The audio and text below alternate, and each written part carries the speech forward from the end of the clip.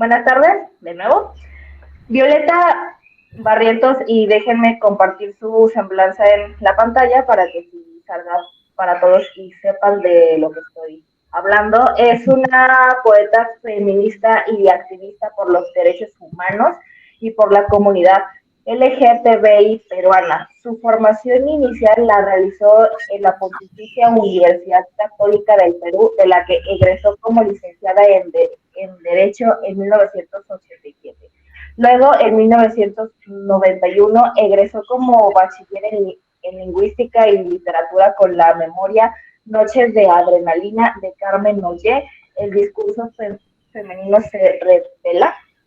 Sus estudios de posgrado comenzaron en Francia, primero en la Universidad Sorbona Nueva, luego en la Universidad de París, octava, en la que obtiene el título de doctora en estudios hispanos y latinoamericanos con la tesis La imagen del cuerpo en la poesía peruana contemporánea. Me da mucha envidia su currículum, pero bueno. Estudió que es un estudio de la representación del cuerpo a través de la poesía peruana del siglo XX. Ya el Perú, otra vez, egresó de la maestría de Sociología con mención en estudios políticos por la Universidad Nacional Mayor de San Marcos con el proyecto de investigación Factor Religioso en la Política Peruana. O sea que es poeta, investigadora, activista, triunfadora, de todo. Sus libros de poesía se titulan Elixir, El innombrable cuerpo del deseo, Tras la puerta falsa, El jardín de las delicias, Tragic Comic, el libro de la serpiente, Cosas sin nombre, Las imposibles orquídeas, Antología personal de 1991 a 2017. Actualmente es escritora y ha incursionado en instituciones de actividad social. Hasta la fecha es coordinadora del proyecto regional Homofobia en la escuela en la región andina, que es un proyecto contra la discriminación por orientación sexual creado por la Global Alliance for LGBT Education.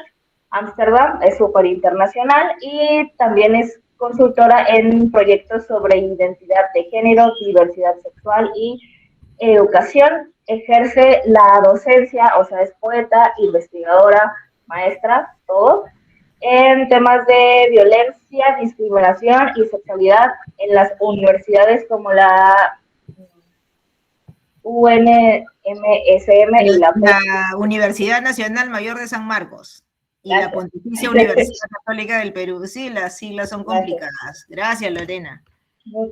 Muchas gracias, Violeta. ¿Gustas que de una vez te ceda la palabra o...? Bueno, sí, y no me traten de usted ni de doctora, porque aquí todos somos colegas, todos y todas. Lo que quería más bien era conocerlas un poco, ¿no? O sea, este taller lo hacen frecuentemente ustedes, cuéntenme más de Conticinio, ¿no? Si les interesa algún tema en particular para poder aportar todo lo que ustedes deseen, ¿no? Muchas gracias, Violeta. Sí, nosotras somos un grupo de mujeres y hombres, estudiantes casi todos de la licenciatura en Letras Hispánicas por la Universidad de Guadalajara, en México. Esta es nuestra tercera edición del taller. La primera fue de poetas norteamericanas, la segunda de poetas japonesas y esta tercera es de poetas peruanas en honor al tema de la FIL. Lo hacemos cada viernes, tiene una duración de aproximadamente 10 sesiones por cada versión y es un taller en donde nosotros pues nos juntamos y hablamos acerca de poesía, acerca de literatura en general y tenemos diversas pues invitadas e invitados que versan acerca de los temas de poesía, de creación, de manejo de la voz, también un tanto como de pues expresión como actoral. Este es un proyecto independiente, no está patrocinado por nadie, por si alguien sabe de alguien que nos pueda patrocinar, eso estaría muy bien. Y pues nada, somos jóvenes que quisieron hacer un taller autogestivo, claro que sí, a modo de conversatorio y que fuera como un lugar pues más seguro o un lugar más como entre compitas para platicar. Y Jacel, feliz cumpleaños, mi hermano. Liz, por favor. Nada, solo agregar que somos estudiantes de la licenciatura en Letras Hispánicas y que este espacio nace pues un poco por la necesidad de querer leer cosas que no leemos en la carrera. Ay, miren, ¿qué tal? Ay, va a sonar el reloj. Ay, ya se cayó, lo siento. Sí, bueno, queremos como hacer un espacio para complementar las cosas que nos hacen mucha falta en la carrera. Sí, obviamente leemos mucha literatura, pero pues nos hace falta bastante poesía y sobre todo mujeres y bueno, ese es como el punto de partida. Y dígame, ¿ya empezaron el ciclo de las poetas peruanas o conmigo empiezan? No, comenzamos el ciclo hace 5 sesiones, esta es nuestra sexta, y pues sí, como comenta Liz, estamos muy preocupados porque nuestra educación se ha visto como muy dirigida para la creación de los hombres, que aunque es buena, pues sí nos falta como más perspectiva. Entonces, pues siempre vemos poetas, nunca poetos. Y de Perú, pues hemos visto, por ejemplo, como a Tirsa Ota, que es actual, a Magda Portal, o sea, desde 1900 para acá. Ajá. ¿Y con quién ya han estado así presencialmente? Con Tirsa Ota, y la semana que entra nos toca estar con la poeta Roxana Crisólogo, claro, que fue quien nos facilitó tu contacto muy amablemente. Sí, bueno, todos nos conocemos porque el mundo de poetas es muy pequeño y ahora ocurre algo que es también muy cierto, ¿no? Que prácticamente las poetas somos todas de la capital. Es decir, como hay mucho centralismo en el Perú, no está tan descentralizado como México, apenas somos una población de 33 millones también. La tercera parte de la población vive en Lima y lamentablemente la literatura se produce prácticamente en la capital y ahora hubo una bronca muy fuerte porque el actual gobierno es más bien un gobierno campesino, que no es que tuviéramos un movimiento campesino, sino que por la caída de la clase política se votó por personas que no habían estado, digamos, antes en el poder de la política, ¿no? Porque quien había estado en el poder sufría de corrupción.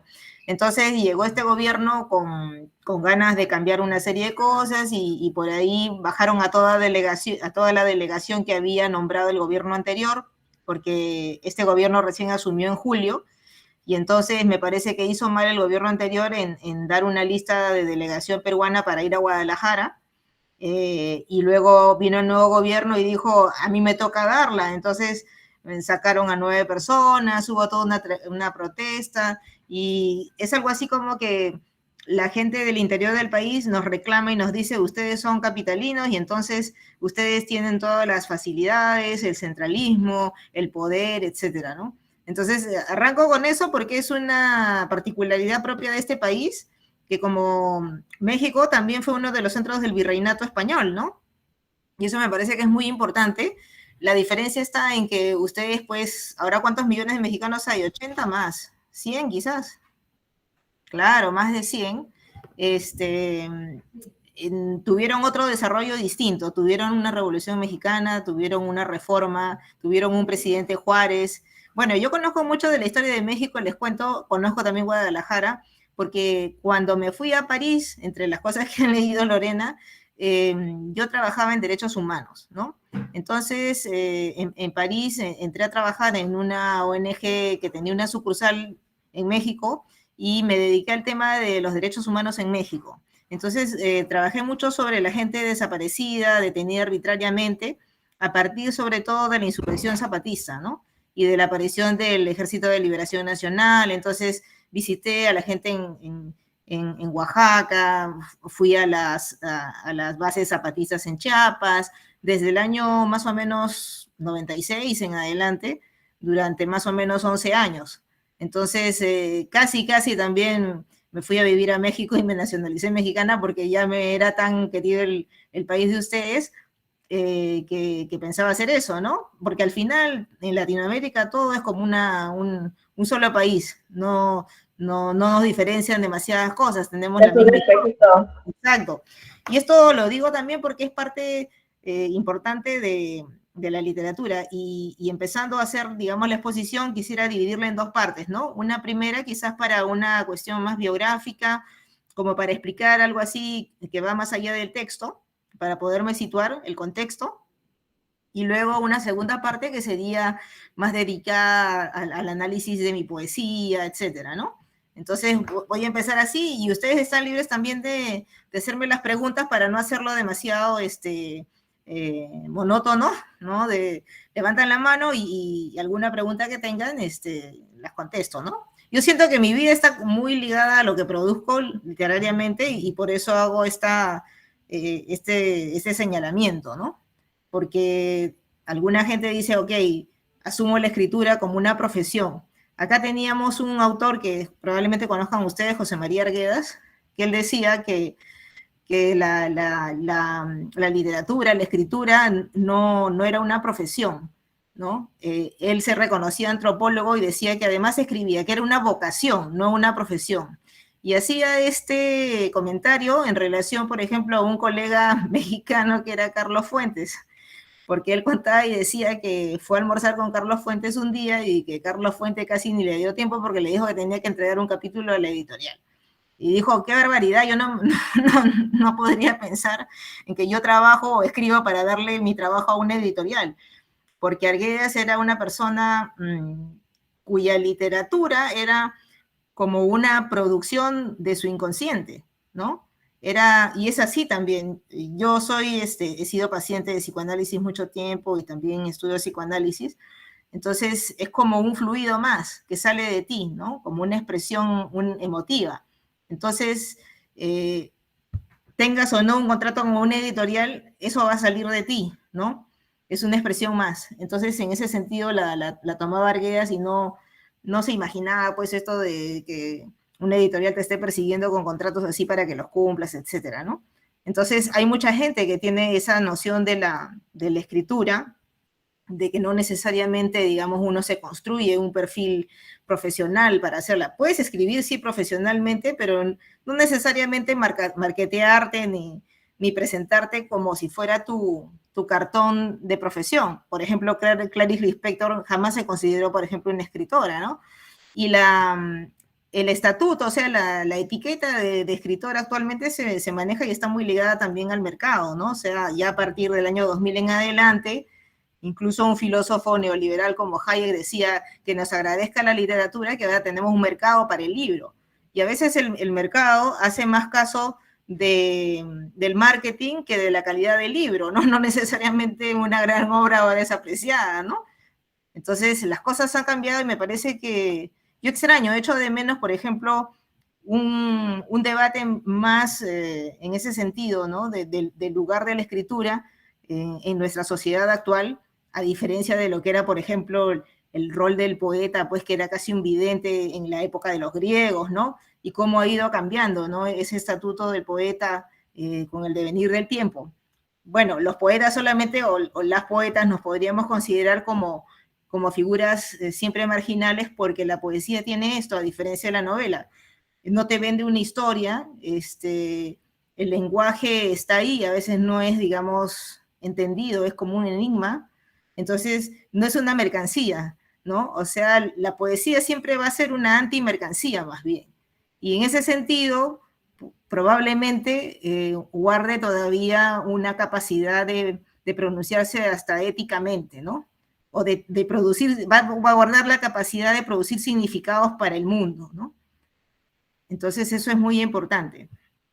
Y a mí, bueno, nunca me ha gustado andar mucho con el sistema porque quizás por una condición particular, ¿no? Y esto lo digo ya desde mi propia vida, y hablando de mujeres. Mi mamá, por ejemplo, tuvo 2 hijos, la menor fui yo, pero yo estaba nada planificada, porque ella era una persona que trabajaba, había tenido un desarrollo profesional excelente, pero estaba en los años 50 y había una presión social por decirle, bueno, no te has casado, tienes 40 años, debes tener hijos, etc. Y casi por esas cuestiones de la vida fue que conoció, digamos, a mi padre y tuvo dos hijos con él, a pesar de que nunca hicieron más pareja matrimonial ni cosa por el estilo. La mala suerte que tuvo mi mamá es que el primer hijo que nace fue mi hermano, que actualmente tiene 62 años y por un accidente de parto quedó con un retardo mental, ¿no? Entonces, la paradoja, y para mí siempre ha sido así, es que, por ejemplo, mi hermano no habla, o sea, tiene dañado el centro de audición y el lenguaje, y por lo tanto, si lo hablamos en términos lingüísticos, él no codifica ni decodifica, ¿no? Un idioma. Él se maneja más por intuiciones, son otras pautas las que los gobiernan. Entonces, la presencia de mi hermano, por ejemplo, en mi vida ha sido siempre una constante de hablar en otro idioma, que quizás se asimila también al lenguaje poético, en que es más corporal, ¿no? Donde la materialidad de la palabra y no solamente el significado están presentes. Entonces se juega enteramente la palabra, tanto en lo que sería su cuerpo y significado, ¿no? O sea, significante y significado, ¿no? Lo que es la materialidad y lo que sería, digamos, la idea, ¿no? El significado. Eso por un lado. Bueno, mi primera vocación jamás fue escribir, más bien fui una lectora a muy temprana edad. Esto también por influencia de otra mujer. No sé si en la literatura de Hispanoamérica que ustedes ya vienen revisando, han leído la obra o conocen la obra de Clorinda Matto de Turner, ¿sí? Es una autora, una novelista indigenista del siglo XIX. Esta mujer prácticamente inicia la novela en el Perú, ¿no? Porque antes de ella no había prácticamente novela, y escribe una novela realista de aquellos tiempos con una crítica muy dura a la Iglesia Católica como institución. Su obra se titula Aves sin nido. Tuvo otras obras más, pero esta fue la que más golpeó al público porque hablaba de indígenas que eran hijos de curas. Incluso se habían llegado a enamorar entre ellos sin saber que eran hermanos porque no conocían, no se sabían hijos de quién eran, ¿no? Que es un tema muy recurrente pues en Latinoamérica en general, ¿no? Entonces, ¿por qué les traigo a colación Clorinda Matto? Clorinda Matto escribió todo esto en Cusco, que era la capital del colonialismo. O sea, Lima era la capital muy bien del Perú, pero el Cusco era una ciudad importante por el pasado inca y por la explotación que ahí se sufría. Entonces, siempre Lima y Cusco fueron dos realidades distintas porque Lima fue la capital inventada por el Imperio Español, no existía como una gran ciudad ni nada, además está continuamente cubierta de niebla y los hijos del sol jamás pues iban a insultarse a sí mismos fundando su imperio en Lima, ¿no? Esto fue para utilidad de poder hacer los embarques en el puerto del Callao y así, digamos, integrarnos nosotros al colonialismo europeo. Bueno, entonces el Cusco siempre quedó como la capital histórica, ¿no? Y mi familia es del Cusco, ¿no? Entonces yo soy la primera generación nacida en Lima, aunque con un gran apego a lo que es el Cusco. Incluso mi mamá hablaba quechua también, aunque prefirió que yo me olvidara lo poco de quechua que tenía, y la verdad es que no debía haberlo hecho. Encima tuvo como pareja, y eran, digamos, de un tipo mestizo, muy parecida, ¿saben?, a una actriz de ustedes que es María Félix, ¿no? Tenía ese look, y buscó a un hombre blanco de ojos azules como para mejorar la raza, ¿no? Entonces yo nací con una apariencia medio engañosa porque en el fondo venía de una capital, digamos, histórica, andina y esto, y bueno, y termino ahí y de repente más adelante me van a llamar feminista blanca y todo, ¿no? Entonces yo sabía hablar quechua, por ejemplo, de pequeña, pero después ya me metieron al inglés, al francés, y entonces terminé convertida en otra cosa, ¿no? Bueno, y resulta que mi abuelo, el padre de mi mamá, también hablaba quechua, y él incluso era un escritor en quechua. Lo que ocurría es que en el Perú la historia de la literatura, y esto me lo contarán ustedes cómo fue en México, pero solamente se consideraba literatura peruana la escrita en castellano, ¿no? Entonces, las críticas literarias, seguramente porque los críticos no manejaban otras lenguas nativas, solamente fueron para las obras escritas en castellano, para los autores que hablaban castellano, y entonces gran parte, digamos, de nuestra cultura y nuestra literatura se perdió, o sea, no había memoria, ¿no? Hasta que, bueno, poco a poco se ha ido rescatando. Por ejemplo, sacaron del olvido a la generación de mi abuelo, que escribía teatro en quechua, se llamaba Teatro Incásico, en la década de los años 20, y era un teatro importante, ¿no? Más sobre todo en la región del Cusco, Puno, Bolivia, norte de Argentina, Chile, ¿no?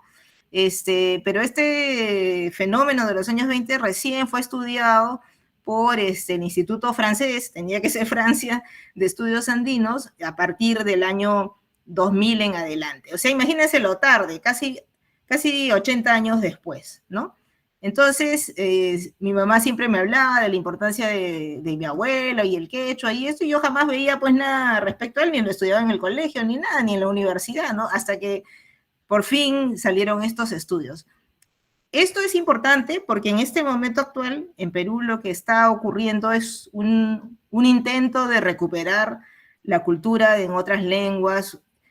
Ha llegado con fuerza, digamos, el pensamiento decolonial, bueno, recién, porque otros países ya lo tienen incorporado, para poderles explicar todo esto, ¿no? Entonces, vuelvo a remarcar esta cuestión de la fisura, ¿no?, que hay entre la capital, digamos, hispánica, manejando el español, y el resto del país, prácticamente abandonado con sus otras lenguas en cuanto a memoria y demás. Entonces, cuando hablamos, por ejemplo, de la escritura, ¿qué cosa es la escritura? Es una técnica, ¿no es cierto?, igual que la lectura.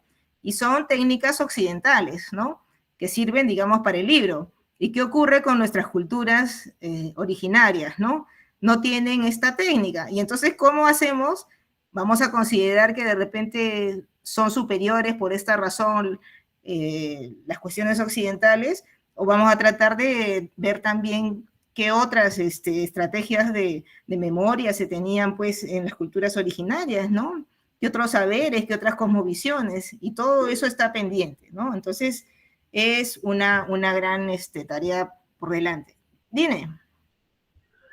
Violeta, disculpa, ¿de qué forma tú piensas que este pensamiento tan acertado tuyo de esta visión de la estética occidental como de cierta forma pues impuesta, de qué forma piensas tú que la crítica que haces hacia esto se ve en tu poesía? No sé si... Yo creo que llega recién como en un segundo momento toda esta reflexión, porque lo que les intento terminar de dar la idea es que yo he sido primero un producto occidental, ¿no? Ya les digo, desde que pensó mi mamá, digamos, en tenerme con un cuerpo de determinadas características, ¿no? Porque esto lo tienes que pensar, ¿no? Hasta más adelante las lecturas que me dio, que yo les expliqué hace un ratito, que empecé a leer muy temprano, y a donde quería llegar era que cómo se me borra a mí el quechua, lo cuento porque de todas maneras no ven ustedes quechua en mi obra y me dicen, pero tú vienes de una familia donde lo hablaba, ¿no? Y ahora, digamos, en un espacio así que es extratextual, lo converso como para decir, bueno, no todo lo que ves de mí es así, ¿no? Sino que hay otra parte oculta. Y quizás esto recién es una reflexión reciente, llegue a ser puesta en evidencia en mi poesía en concreto. Yo creo que le he venido dando matices, pero no particularmente, si quieren, con temas nativos. Yo creo que mi pasión, mi interés por Latinoamérica y esto fueron dados más desde un aspecto político, ¿no? O sea, desde que yo estudio Derecho, pero no estudié nunca, digamos, el Derecho por vocación, sino porque en realidad en la época que yo lo estudiaba no había otra cosa que estudiar, o sea, no existía la ciencia política. A mí me interesaba, digamos, el aspecto de la política, los derechos humanos, pero eso era una cosita así, muy pequeñita de toda la carrera de Derecho. Y entonces, en el ámbito, si quieren, de los derechos humanos, es donde hago más trabajo en este sentido a nivel latinoamericano. O sea, lo tengo más en artículos de entrada social, de análisis político, que en la misma obra poética, ¿no? Recién lo he empezado a desarrollar más a partir, digamos, de este siglo, ¿no? Quizás en los últimos años. Eso lo tengo que reconocer, ¿no? O sea, hay una crítica social, pero no tanto pensada desde lo andino. O sea, no me podría comparar jamás con Arguedas, que sí creció en un ambiente andino. A mí se me sacó de ahí, ¿no? Para solamente ver un lado. Ahora, dentro de lo que estaba conversando, hablando de mi abuelo, por ejemplo, que era del Cusco, la familia que cría mi mamá estaba muy vinculada con esta escritora que les contaba, con Clorinda Mato, ¿no? Mi mamá, digamos, nació, fíjense, en 1918, y la abuela que la criaba a ella era una contemporánea de Clorinda. Ahora, la gente que rodeó a Clorinda, a esa generación les hemos llamado las escritoras ilustradas, porque eran hacendadas, para ellas sí podía ser accesible la lectura y la escritura. Acuérdense que ni los esclavos africanos, ni tampoco los siervos indios tenían ese acceso, y el acceso a esta literatura era un acceso a una literatura occidental. Por eso es que cuando yo empiezo a leer muy tempranamente, a los 4 años, mi literatura va a ser más bien universal, ¿no? O sea, voy a leer literatura de Oscar Wilde, de Poe, de más afrancesada, etcétera, ¿no? Entonces, yo voy a ir por esa línea literaria. Pero como les decía hace un rato, mi vocación no era en sí, me gustaba mucho leer, pero nunca me imaginé escribir. A mí lo que se me daba más era por pintar. Entonces, mi pasión por el color era tal que después, cuando terminé de estudiar la escuela, le dije a mi mamá que yo quería hacer artes plásticas, ¿no? Y por supuesto puso el grito al cielo y me dijo, no, me parece que es mejor que estudies Derecho como tu abuelo. Entonces, no hubo forma, pues, de que yo pudiera realizar la carrera, y entonces, más o menos 2 años después de que empecé a estudiar letras, que bueno, me pareció muy bueno, o sea, la preparación en letras, y antes de entrar al derecho, sentí como que tenía que buscarme en las palabras una suerte de vaso comunicante, ¿no? O sea, sentí ya un interés de volcar todo lo que yo quería expresar, quizás por el color, más por la palabra, ¿no? Entonces, hice un esfuerzo, si quieres, de pasar del color hacia la palabra, ¿no? Tuve un episodio que fue una enfermedad, me dio fiebre tifoidea, y me quedé en cama 2 meses, y ahí fue donde apareció la poesía. ¿Cómo apareció la poesía? Estaba tan débil que no podía ni siquiera leer. Lo único que podía hacer era escuchar música. Entonces, ¿qué ocurrió? Que a medida que yo escuchaba música, durante estos 2 meses, algo me quedó de lo que era el ritmo, ¿no? Y fue gracias al ritmo que llegué, digamos, a la poesía. O sea, creo que la poesía me atrajo, o sea, la música me jaló hacia la poesía por una cuestión de la emoción que transmite la música, y al tener tú una emoción, quieres hablar, ¿no?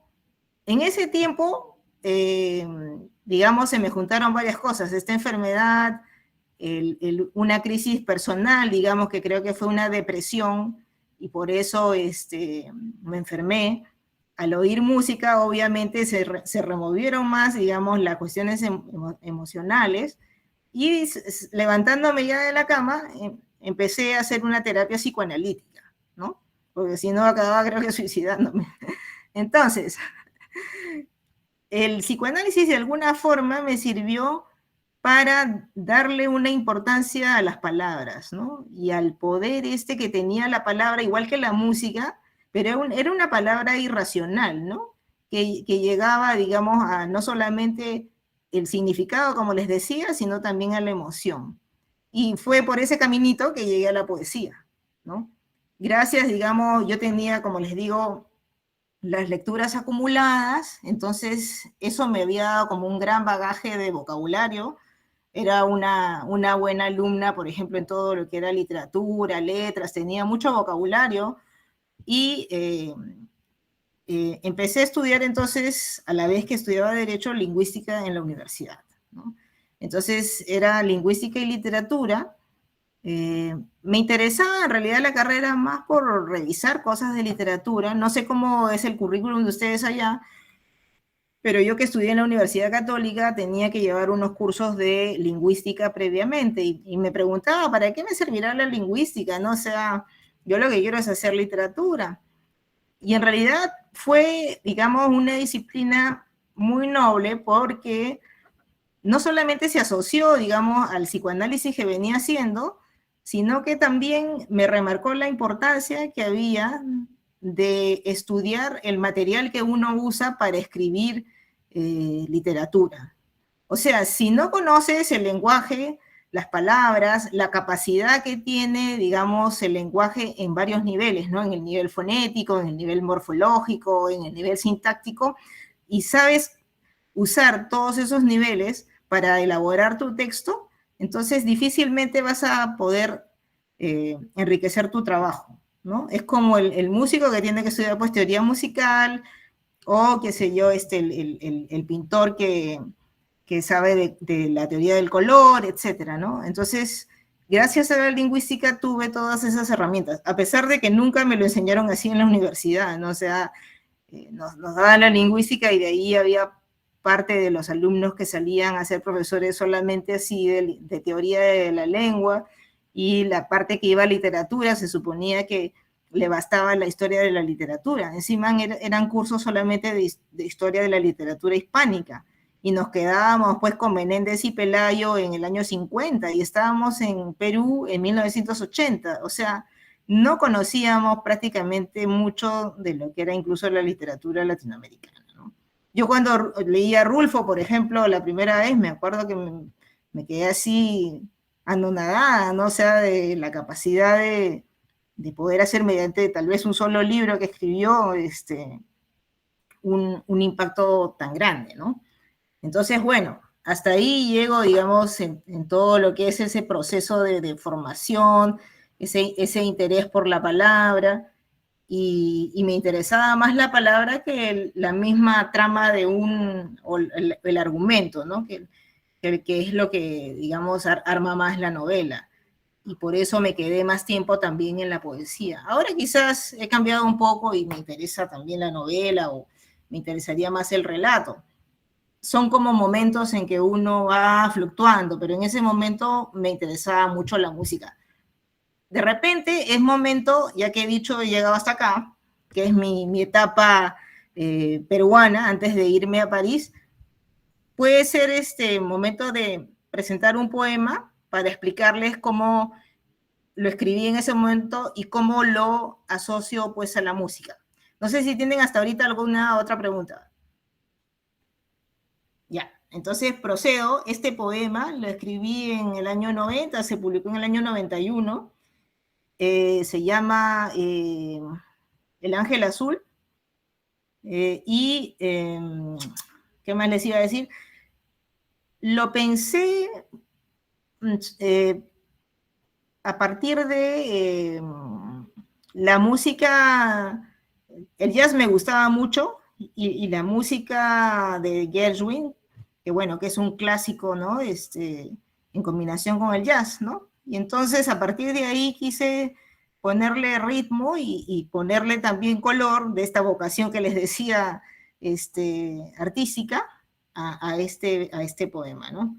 A ver, déjenme ver dónde está. Ya, El Ángel Azul o Sinfonía en Blues. Entonces, vamos a compartir.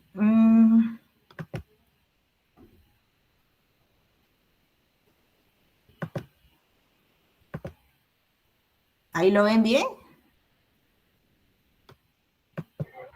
Sí, perfecto. Ya. Entonces lo voy leyendo también.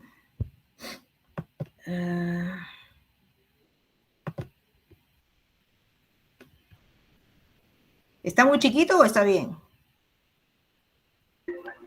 Si deseas, puedes acercarlo. Bueno, yo sí veo, pero no sé si es por mi pantalla o si los otros sí ven también. Es lo que digo yo, a ver.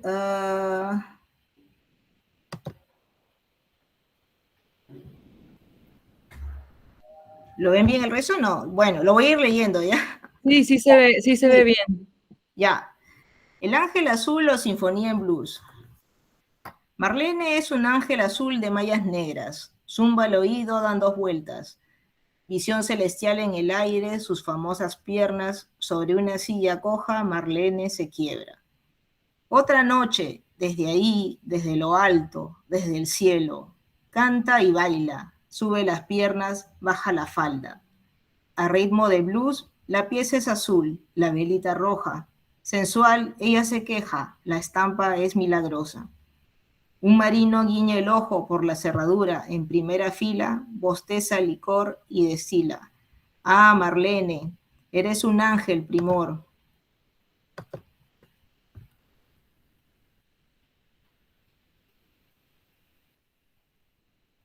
Y su nube de diablos azules se hace humo entre el tabaco y el alcohol. Por el ojo de la cerradura, el marino no volverá a fisgar. Cambió de rumbo, se fue a otro bar. Marlene queda en lo alto, flotando contra el techo, en lo alto de la ciudad. Mañana por el cerro bajará a lavarse al río junto al basural. El pelo de rubio, las mallas de negro, el vestido rojo, el cuerpo en striptease, los brazos celestes, las famosas piernas, el rostro moreno y la mirada gris. Marlene, como un ángel, baja al río, lo cambia de color y juega con sus alas mientras la mañana se viste de azul.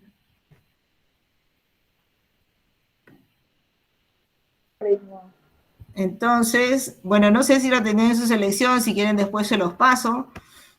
No sé si tienen algún comentario, yo lo sigo comentando, como prefieren.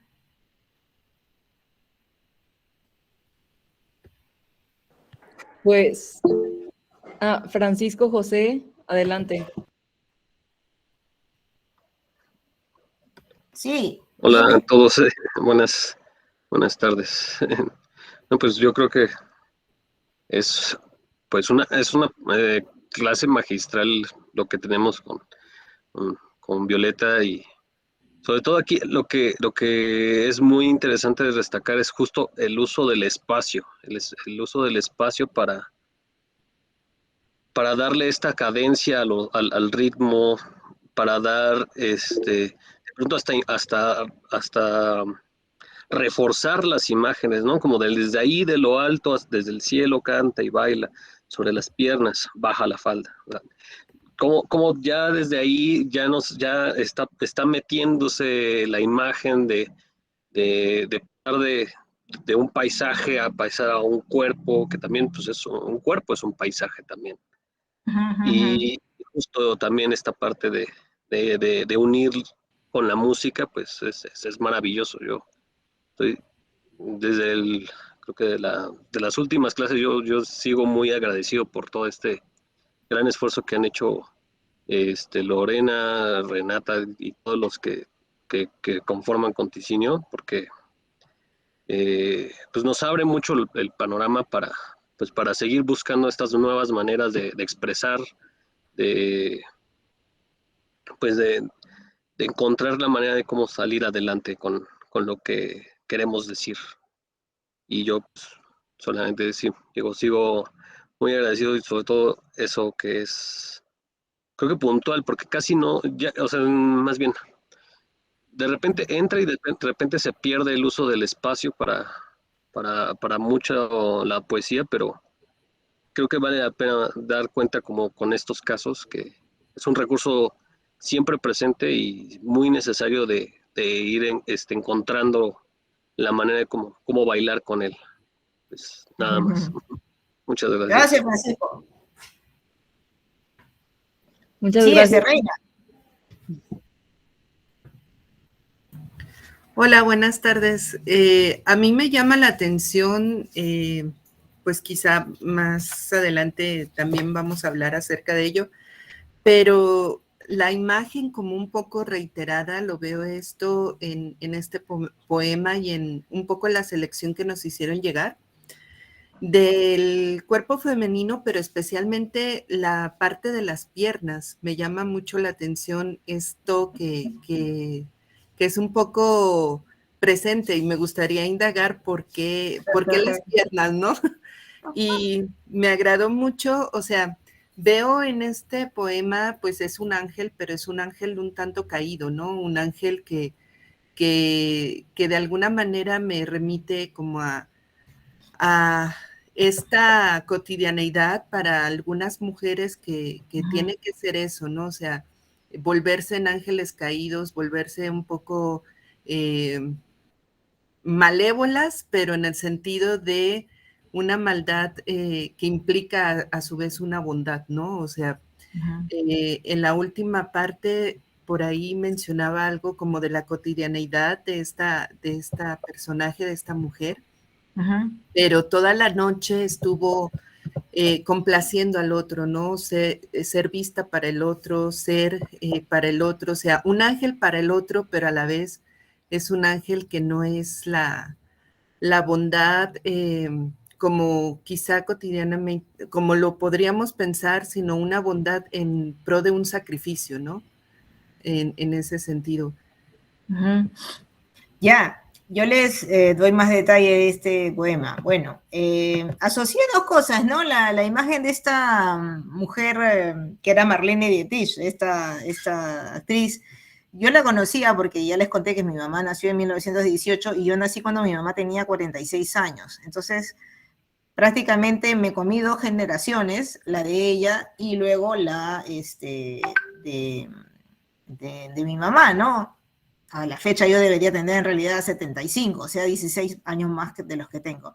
Entonces eso me dio como una cultura mayor, si quieren, sobre lo que era la música, lo que era el cine. Sabía de esta actriz que se llamaba Marlene Dietrich, que tenía unas piernas que eran muy famosas, no sé si a ustedes les llegó esa leyenda, y tenía una película, esta mujer que se llamaba El Ángel Azul. Por eso es que yo tomo la figura del Ángel Azul y la ligo a la Sinfonía en Blues de Gershwin, que era la que yo oía cuando estaba enferma, ¿no? Entonces, vinculo lo que es el color, y por eso después yo juego con este color, al final sobre todo se ve más claro, ¿no? Los brazos celestes, las famosas piernas, el rostro moreno y la mirada gris. Y al mismo tiempo, no me olvido de que no estoy en Hollywood, no estoy, digamos, en el Oropel de Gershwin, en Nueva York, pero sí estoy en Lima, que es una ciudad rodeada de cerros, son cerros pelados, porque Lima, igualito que el Cairo, es una ciudad construida sobre el desierto, ¿no? Qué gracioso, porque cuando yo visité el DF la primera vez, yo tenía en la cabeza una ciudad en medio del desierto, pues como si fuera Sonora, pues. Y me vi con la sorpresa de que llovía cántaros y que había mucha vegetación. Entonces, agarro este paisaje de lo que es Lima y la población que vive en los cerros. Como no llueve, mucha gente migrante invade sobre todo los cerros, no hay agua, y la gente es muy pobre, y las mujeres ahí también son muy pobres, de última, ¿no? Entonces, hago esta idea de esta mujer, digamos, marginal, explotada sexualmente, con la mirada gris, ¿no? Pero de alguna manera confecciono con ella un personaje, digamos, de fantasía, y lo asocio así al cine, lo asocio al jazz, que le da color, y eso es lo que termina siendo el poema, a la vez que junto estos elementos tanto de la música como del color, ¿no? Entonces esa es un poco mi elaboración en ese momento, que fue de los primeros poemas que hice en realidad, porque yo empecé a escribir recién en el año 88, 89, balbuceando algunas cosas. Esto lo habré escrito en el 90 y lo publiqué en el 91, ¿no? Entonces eso para ilustrarles la parte limeña antes de salir hacia Francia, donde hago el doctorado en literatura, porque de alguna manera ya sabía yo que mi destino al quedarme en Lima, que fue, digamos, muy muy convulsionada la época, porque en el Perú yo entro a la universidad el año 81, que es el año cuando también Sendero Luminoso empieza su accionar y entramos a una época de conflicto armado, ¿no? Entonces, todos los años 80, los jóvenes éramos sospechosos de ser terroristas, ¿no? Hubo gran represión, muchos desaparecidos, pero a diferencia de Argentina o de Chile, la mayor parte de actos de violencia se hizo en lo que le llaman la tierra de indios, ¿no? O sea, en los Andes, en zonas que eran muy escondidas, ni siquiera, digamos, en las mismas urbes, masacres atroces de las que no se tenía ni noticia, y lamentablemente, como en Guatemala, por ejemplo, de todas las muertes, casi fueron muertes anónimas, ¿no? La mayor parte de población, o sea, no hubo, creo que, mujer que no fuera violada, ¿no? Tanto por los levantados en armas como por el propio ejército, ¿no? Las fuerzas del orden. Y ese es un tema que luego, claro, estudié a profundidad cuando me dediqué más a los derechos humanos. Entonces, yo salgo de la universidad tras pasar los años 80, entre el derecho, la literatura, me gradúo en ambas cosas, no dejo nada a la mitad, salí así con mi cartón de abogada, pero que en realidad no tenía la vocación de dedicarme a ello. El problema con el Perú es que cuando vivimos en sociedades muy pobres, como lo era el Perú en ese momento, bueno, no mejoró mucho, pero por ahí va, la oportunidad, digamos, de poderte dedicar a una actividad es mínima, ¿no? Si uno va, por ejemplo, a una provincia recóndita, pues de repente lo único que vas a encontrar en la facultad en la universidad es zootecnia y agricultura, y no hay otras carreras más, como si toda la gente de ahí se fuera a dedicar a eso. Filosofía es una sola universidad la que lo enseña, ¿no? Y son así escasas las oportunidades. Entonces, yo sabía que yo no había nacido para el derecho, a no ser que fuera una orientación más política, ¿no? Y entonces yo me veía muy mal como siguiendo, digamos, qué cosa iba a hacer en ese momento, ya terminando la universidad. Y me fui por eso en el año 92, terminando esta época de la violencia, porque sí, durante todo el conflicto yo me quedé en Lima hasta que fue atrapado el jefe de Sendero Luminoso en el año 92, acaba de fallecer, Abimael Guzmán, y prácticamente me fui 2 semanas después de que él fue apresado en el año 92. Hasta ese momento, la actividad, si quieren, política que yo tenía estaba más que nada enmarcada en el feminismo, ¿ya? Esto es importante decirlo. Tanto en el feminismo como en los primeros grupos LGTB. Ahora, la cuestión de la diversidad sexual era un completo tabú, porque esto ocurría prácticamente durante la epidemia del SIDA. Los casos de SIDA habían sido pocos, porque acuérdense que empezamos a hablar más de diversidad sexual ya post-pandemia de SIDA, o sea, a partir ya de este siglo, ¿no? De este milenio, no antes, ¿no? Entonces, los casos de SIDA llegaban, yo a veces pienso en los años 80 y me digo, vale la pena hacer una novela pensando, digamos, yo empezaba en el feminismo en el año 85, metiéndome en un grupo feminista, al mismo tiempo descubría que lo mío no era la heterosexualidad, más o menos por ahí en el año 85, al mismo tiempo vivía en un contexto de violencia política y de crisis económica terrible, porque teníamos una hiperinflación. Entonces, te preguntas cómo pude sobrevivir a todo eso, ¿no? Y nos tocó pues lo del SIDA, era muy poco conocido, como digo, pero ya los primeros grupos homosexuales se acababan de despertar un poco de la mano del feminismo. El feminismo aquí, y sobre eso he escrito mucho últimamente como análisis social, empieza hacia el año 78, ¿no? 2 grandes ONGs, que en realidad no eran ONGs desde el inicio, sino 2 grupos importantes, que fueron Manuela Ramos y Flora Tristán, empiezan a partir del año 78 a desarrollarse. Uno de ellos, el Flora Tristán, es donde yo empiezo a trabajar en el año 87, o sea, como 10 años después de su fundación. Estaba muy interesado este grupo en la investigación acerca de escritoras. Me acuerdo que tenían una muy buena biblioteca y leíamos ahí cosas, por ejemplo, de Elena Garro, de Rosario Ferré, de Rosario Castellanos, muchas cosas que venían como de México, de Centroamérica, que era donde se desarrollaba más un una escritura de mujeres en castellano, ¿no? No teníamos, digamos, mucho acceso a la narrativa o a la poesía brasileña todavía.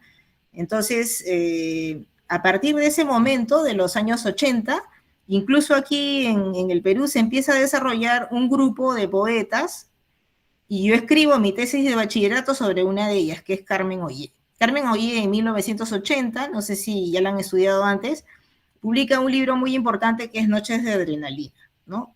Nunca más vuelve a escribir una cosa semejante. Noches de Adrenalina es prácticamente un texto que no se puede obviar, ¿no? Es un detalle, un análisis de la existencia de la mujer, en el cuerpo de la mujer, ¿no? Y la gente cuando aparece Noches de Adrenalina pensaba que era un libro erótico, todo porque hablaba desde el cuerpo de la mujer, pero no era un libro erótico, era un libro más bien doloroso, existencialista, y que no es comentado hasta 10 años después. Cuando yo hago mi tesis de bachillerato sobre Noches de Adrenalina, era el año 91, el mismo año de este poema. Y no había nada escrito, salvo algunas reseñas en diarios, y nadie había dado más pelota al libro, a pesar de que ya había, digamos, un feminismo, pero era un feminismo también muy encerrado, si quieren, en ONGs, entonces no llegaba al público como cultura, como ocurre ahora, ¿no? Que la gente inmediatamente ubica lo que es la palabra feminismo. En ese momento todavía era una cosa, pues, invisible, ¿no?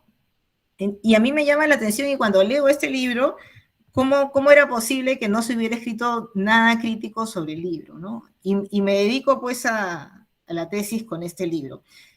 Al mismo tiempo de Ollé, habían 3 amigas suyas que también publican lo que se va a llamar después la poesía escrita por mujeres, que son Mariela Dreyfus, Rocío Silva Santisteban y Patricia Alba, ¿no? Yo no hago parte de ellas porque yo empecé a escribir después, ellas ya habían publicado, aunque casi teníamos la misma edad, y por ahí conozco en el movimiento lésbico a una chica poeta que era Doris Moromisato, que era muy leída, muy habladora, y había escrito también algunos poemas lésbicos, aunque no había publicado un libro por completo. Y entonces ella y yo, bueno, tratamos de formar un proyecto editorial, de a ver si por ahí publicábamos a mujeres, de animar a las mujeres a participar en recitales, y llegamos a hacer cosas. Este poema que les he leído formaba parte de una plaqueta que Doris y yo habíamos empezado a publicar. Queríamos sacar una serie de plaquetas, llegamos apenas a publicar 2, pero sí le daba mucha importancia a la escritura de las mujeres. Entonces yo le digo a Doris, estas poetas, las 4 que he mencionado, se han dedicado a hablar del cuerpo y de la sexualidad de las mujeres, pero heterosexuales, ¿no? Y entonces tú y yo estamos en un grupo lésbico, y ¿cómo no vamos a hablar de las homosexuales, ¿no? De las lesbianas. Y entonces me puse a pensar y dije, es un tabú enorme, porque en ese momento, ya les digo, era el año todavía 90, teníamos algunos casos de SIDA, pero la diversidad sexual pues no era un tema, ¿no? Y dije, ya, yo voy a hacerlo porque me parece indignante, ¿no? O sea, si yo voy a escribir un libro erótico, ya había publicado un libro que era el de mis primeros poemas, y tenía pensado escribir más, entonces, y claro, también había descubierto mi propia sexualidad, entonces tenía algo que celebrar, o al menos que describir o que analizar. Hablé con otras amigas, también poetas, y también lesbianas en la universidad, y me decían, no, pero ¿por qué no lo haces desde una voz masculina más bien, ¿no? Para poderte incluir. Yo les decía, pero están locas, o sea, eso estará bien, digamos, para el siglo pasado, ¿no? Y la verdad es que una de las cosas que siempre me caracterizaron, al menos creo que hasta esa edad, era de llevar la contraria, ¿no? Y me mandé pues a escribir mi segundo libro, que fue El innombrable cuerpo del deseo. Creo que no tienen ustedes poemas de ese libro, ¿no? No. Bueno, voy a leer entonces a continuación El innombrable cuerpo del deseo, uno de los poemas. También es un libro que está muy marcado por el ritmo, ¿no? Porque yo lo que traté, y eso llevábamos una discusión así con las demás poetas, cuando me refiero a la obra de Dreyfus, Rocío Silva, Carmen Ollé, no veo en ellas una poesía erótica, ¿no? Sino una poesía más existencial, una poesía del cuerpo, pero que también es una poesía heterosexual. Yo lo que quería hacer era un poemario erótico, o sea, la cuestión del placer y el deseo era algo que quería trabajar, no solamente, digamos, en el sentido de decir, soy mujer, víctima de violencia, no solamente lo del dolor, ¿no? Aunque sí sentía que la existencia lésbica no era fácil, porque, o sea, ibas a llevar un cartelito en la frente, decir, soy lesbiana y busco pareja, ¿cómo lo ibas a hacer, no? A mí no me gustaba ir mucho a discotecas y en medio de la bulla y esto y la oscuridad sin saber con quién estás, ¿cómo le hacías? Era muy represivo también el ambiente, ¿no? Y entonces, bueno, me dio la gana de escribir sobre eso, ¿no? O sea, ese deseo que no llega a completarse fácilmente, esa frustración, ¿no? Y hacerlo de una manera, pues, que a mí me diera mucho placer. Y por eso es que busqué formas métricas y de ritmo que dieran esa sensación, o sea, que el trabajo no solamente fuera, digamos, de significado, sino también de material, digamos, sonoro, ¿no? Ya, eso por un lado. Luego, el mismo libro, inconscientemente, yo lo situé más en un territorio de una naturaleza salvaje. No sé si conocen la obra de César Moro. César Moro es un poeta surrealista peruano. Les sugiero, porque vivió años en México, ¿ah? En los años 40 me parece, y tuvo un amante mexicano también. Entonces, él tiene dos libros eróticos muy fuertes. Uno es La tortuga ecuestre y el otro es Cartas a Antonio. En su estilo quizás se parece mucho a André Breton. Es así como de muchas reiteraciones, pero es un estilo, digamos, muy apasionado, ¿no?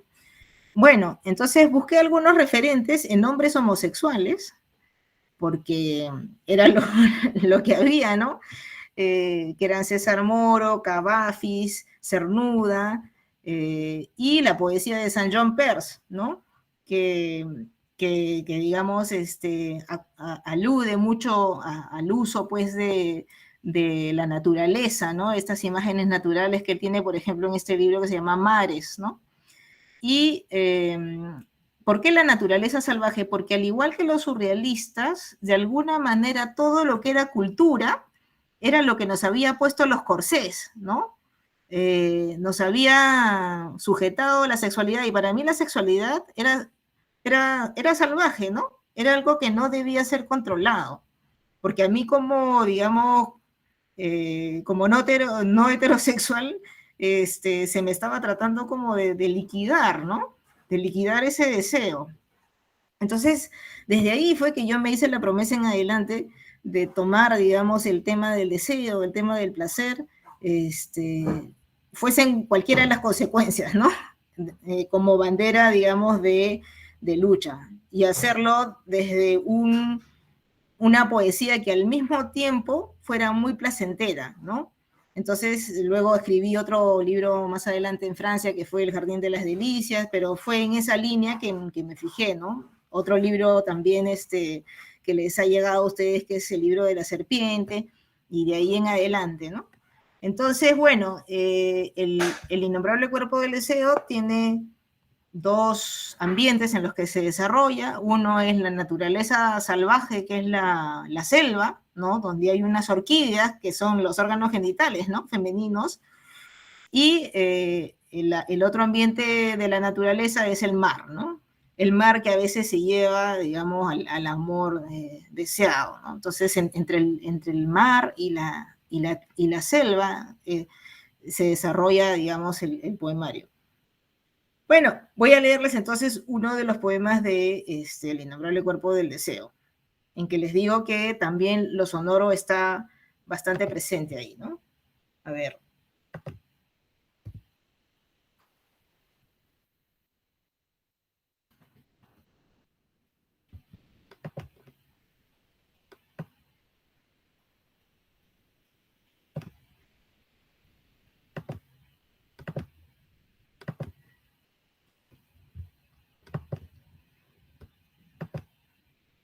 Ay, Creo que esto no era.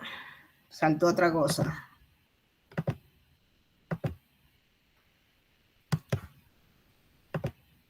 Ya. Los nuevos amores. Vine a descubrir lo imposible, mi deseo en un cuerpo igual al mío, calmado en sus preguntas, inquieto en sus reflejos. No puedo huir al destino que se acerca. ¿Más fuerte sellaron estos labios otros besos? ¿Cómo saberlo? Cabé un mundo entero en mi corazón y aún está fresco. Para creer en mí, alguien traspasará sus dedos por mi costado. Alguien colmará ese vacío. Que la vida se resquebraje y los miedos recién llegados partan los muros de la ciudad, esos altos nombres.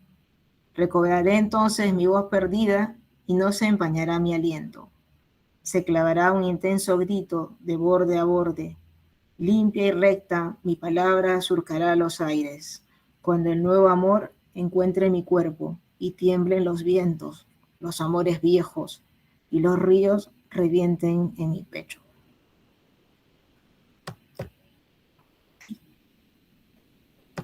Creo que todavía lo debo seguir compartiendo. Espérense un segundito que me salí. Ya. Entonces, ¿qué es lo que han podido percibir? No sé si el plano sonoro les ha llegado, como les digo, a partir de estas comas, del uso, ¿no? de las pausas. Acá no es tanto ya los espacios, ¿no? Como en el otro poema, sino la puntuación, ¿no? Y la métrica de cada verso. Sí, también las vocales, no sé exactamente qué tienen, pero tienen una sonoridad muy particular. Fíjense, de lo que yo recuerdo, cuando trabajé, por ejemplo, el final del poema, hay alguna imagen religiosa ahí también, ¿no es cierto? Y lo religioso unido al erótico potencia, ¿no? Cuando hablo de traspasar sus dedos por mi costado, por ejemplo, ¿no? Hay un sufrimiento, digamos, por descubrir lo imposible, ¿no? Mi deseo en un cuerpo igual al mío. Y la imposibilidad de llegar a este cuerpo semejante, ¿no? Y luego hablo de que hay que dejar atrás los miedos, ¿no? Y que la ciudad, bueno, no importa que se venga abajo, ¿no? Los altos nombres de la ciudad, ¿no? Y luego hablo de recobrar, entonces, una voz perdida, que es esta voz, justo la del deseo disidente, ¿no? Y al final, cuando digo recupero mi voz perdida, ahí mi aliento no se va a empañar, o sea, nada lo va a contener, ¿no? Y entonces, para dar el remate final en que hablo ya de la palabra y para remarcar su potencia, cuando el nuevo amor encuentre, ahí la palabra va a surgir potente. Entonces, introduzco tanto los verbos como el ritmo, ¿no? Y digo, y tiemblen los vientos, los amores viejos y los ríos revienten en mi pecho, ¿no? Entonces es tututun, tututun, tututun, tututun, tututun, tututun, ¿no? O sea, lo que me interesa es que el ritmo vaya como acentuando la potencia, ¿no? Y se lleve como a un final a la vez dramático, que quede, digamos, que retumbe, ¿no? Esa es un poco la intención. A mí de este poema me llama mucho la atención y se me hace muy fuerte cómo uno se encuentra a sí mismo y se construye también a partir del otro.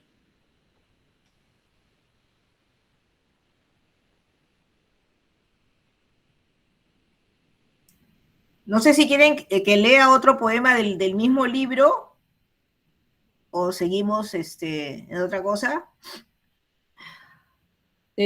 Pues puede ser otro del mismo libro, ya que no, me parece que nada más la profesora Reina lo tiene. Ya, bueno, ¿cómo dices? Que fue por una situación muy curiosa. Le comentaba a Lorena que que me dio mucho gusto ver que te habían invitado, Violeta, porque justo hace un tiempo te contacté yo justo por ese poemario. Y cierto. ¿te acuerdas? Por eso lo tengo. Porque es uno de los poemarios que yo estoy incluyendo en mi trabajo de investigación de tesis. Mira tú. ¿Y sobre qué estás investigando? El cuerpo femenino, el cuerpo de la mujer en la poesía de escritoras latinoamericanas, y pues estás incluida en él. No te había comentado. Mira tú. ¿Qué tal, qué tal? Miren, es hora de hacer una edición mexicana, creo. Yo creo que sí vale la pena, ¿eh? Porque el libro salió publicado en el año 92 y recién se hizo una reedición pequeña en el año, celebrando los 25 años, ¿no? Creo que fue el 2013, algo así. Y ambas ediciones ya se agotaron, ¿no? Eso, se agotaron las dos, es lo que vi en noticia. Y además, bueno, yo considero que es importante también visibilizar la literatura que expresa otras sexualidades, que no solamente sea heterosexual, más si es de mujeres, etcétera, ¿no? Claro, siempre y cuando, digamos, haya un buen trabajo también poético hecho, ¿no? No, sí, y lo vale, tu escritura lo vale. Justo vi por eso que, bueno, acá en Guadalajara, mucho más en Guadalajara, es muy difícil encontrar poesía de otros lugares, por eso me parece muy importante el trabajo que están haciendo en Conticidio, porque es verdad, estamos como aislados. Yo no sé, aquí sucede la Feria Internacional del Libro, está abierta a toda Latinoamérica y no se encuentran muchos escritores latinoamericanos. Entonces es una paradoja ahí. O sea, que me estás hablando como que se hace un enclave o algo así, que no hay la posibilidad de acercarse mucho a la feria no, o sea, sucede la feria, en la semana, los 9 días que sucede la feria, claro, podemos acceder a la bibliografía, escritores, pero fuera de ese periodo, en las librerías ya no encuentras libros. Entiendo, ya. Y lo que llega generalmente o es un canal vía España o vía Estados Unidos y pocas veces se difunde la escritura de latinoamericanos que no estén como en un canal muy, muy canónico, muy, no sé, ortodoxo. Sí, además, como les decía hace un rato, ahora que hay mucha transnacional y esto, si no estás en una editorial grande, a veces no llegas a ser conocido, pues, ¿no? Y más la poesía siempre sigue siendo marginal. Exactamente. Sí. ¿Y no tienen otro festival así de literatura, de poesía en Guadalajara? No. Porque podría hacerse como una estrategia, si quieren, de juntar varios eventos, ¿no? De no solamente hacer la feria internacional, sino que al producir, por ejemplo, un festival internacional de poesía o algo así, ya como en otro sentido, digo, de escrituras no tan canónicas, abrir ese canal que necesitan, ¿no? Porque Guadalajara es una ciudad importante de México. Sí, por eso digo que es paradójico, ¿no? Sí. En América Latina, bueno, por lo menos yo he observado que hay un gran referente de Guadalajara precisamente por la feria, pero sí, fuera de un canal que no es transnacional enorme, no se encuentran muchos escritores y a veces andamos como rastreándolos por aquí y por allá. Ok. Bueno, a ver, les leo entonces otro poema más de El innombrable cuerpo del deseo. Este es uno de los más famosos, es Las imposibles orquídeas. Y está situado en este ambiente que les digo de la selva, ¿no? Esta selva en esta selva se van a encontrar estas orquídeas que parece que fueran imposibles de encontrarse, ¿no? Vago sobre un vientre andrógino, criador de bestias, guardián secreto de grutas negras, escondrijos en que hurgo buscando aromas subterráneos, perdiéndome en el fondo más oscuro y húmedo. Orquídeas bajo tierra, donde manos no alcanzan sus venas violáceas. Contemplo el jardín de mi deseo insatisfecho, leves mentiras como un beso robado y devuelto, fugaces caricias corriendo bajo la piel. Mas en el fondo voy de bruces, enredándome en cabellos, melenas, anchos brazos como ríos, troncos, curvas ramas, hasta cubrirme de maleza y ya no ver las simples florecillas, cuerpos amables ofreciéndose a mis pies. Se entumecieron mis dedos tras lo imposible de tocar y sin ojos de ver, creyéndome diosa desde mi altura, comparé distancias.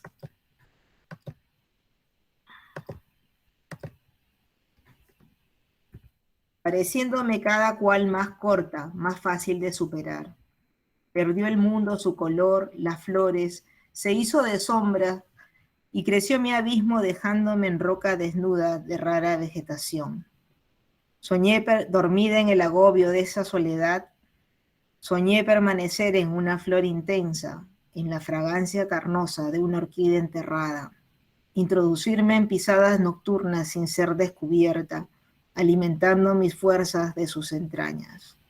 Y ya no comparé distancias, no existían nombres ni medidas, y la única belleza fue la imposible de tocar, de contemplar, de retener, porque el deseo no se puede nombrar, solo padecer.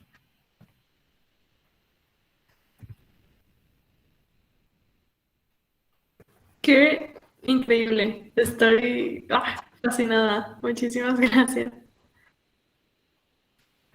Bueno, así era pues el amor no hetero todavía en los años 90. Ahora incluso los editores dicen que ya hay finales felices. Pero siempre queda el deseo como gran insatisfacción, ¿no? El deseo nunca se llega a colmar. El deseo es completamente diferente al amor. El amor es la complementariedad. Y donde hay amor no hay deseo, y donde hay deseo no hay amor, porque el deseo siempre está en busca siempre está sufriendo. Por eso siempre se padece.